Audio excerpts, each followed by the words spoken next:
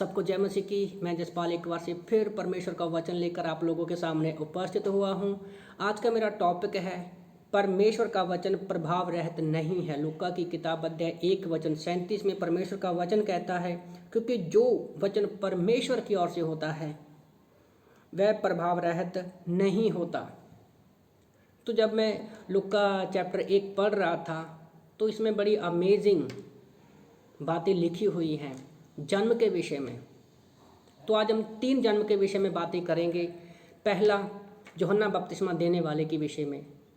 यूहन्ना बपतिस्मा देने वाले का पिता जकरिया और उसकी पत्नी एलिशबा जो कि बांझ थी, और उन्होंने जब नई नई शादी हुई थी बहुत सालों तक वो प्रार्थना करते रहे, पर बूढ़े होने तक उनको कोई भी बच्चा पैदा नहीं हुआ। तो वो प्रार्थना करनी उन्होंने छोड़ भी दिया था। फिर हम लोग चमत्कार देखते हैं कि जब जकरिया मंदिर में जाता है तो वहाँ उसको स्वर्गदूत जो है दर्शन देता है और कहता है कि तेरी पत्नी जो है गर्भवती होगी, तेरी प्रार्थना सुन ली है। तो हम देखते हैं कि यूहन्ना बपतिस्मा देने वाले का जन्म सुपर नेचुरल तरीके से होता है। दूसरा बड़ा चमत्कार हम देखते हैं मरियम की लाइफ में, कि परमेश्वर का वचन जो मरियम को कहा गया था वो प्रभाव रहित नहीं था।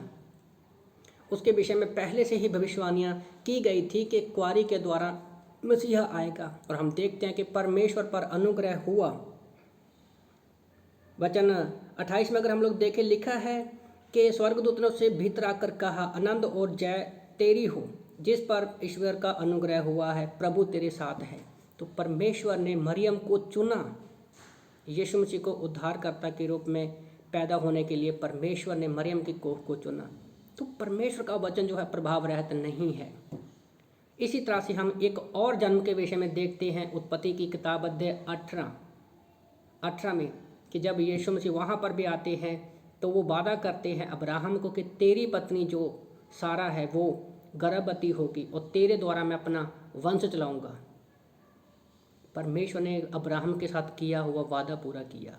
तो आप लोगों को मैं उत्साहित करना चाहता हूँ कि इस चैप्टर को पढ़कर हम लोग देख सकते हैं कि परमेश्वर का वचन प्रभाव रहित नहीं है। परमेश्वर ने आपको जो भी वादे दिए हैं, जो भी आपकी लाइफ में योजनाएं बनाई हैं, याद रखो परमेश्वर उन वादों को पूरा करेगा, क्योंकि कहने वाले शब्द आदमी के नहीं परमेश्वर के हैं।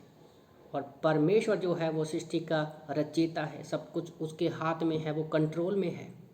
तो आप लोगों को मैं उत्साहित करना चाहता हूं कि परमेश्वर ने हमें सुसमाचार के लिए रखा है।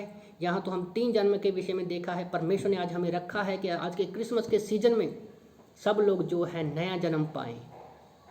तो मैं आप लोगों को उत्साहित करना चाहता हूँ कि परमेश्वर ने आज हमें पवित्र आत्मा दिया है, सामर्थ दिया है कि हम खुले दिल से लोगों को सुसमाचार सुनाएं और लोगों को नए जन्म के बारे में बताएं कि यीशु मसीह ही हमारा उद्धार है, क्योंकि परमेश्वर का वचन जो है वो प्रभाव रहित नहीं है। तो इन वचनों से प्रभु आप सबको आशीष दे। आमीन।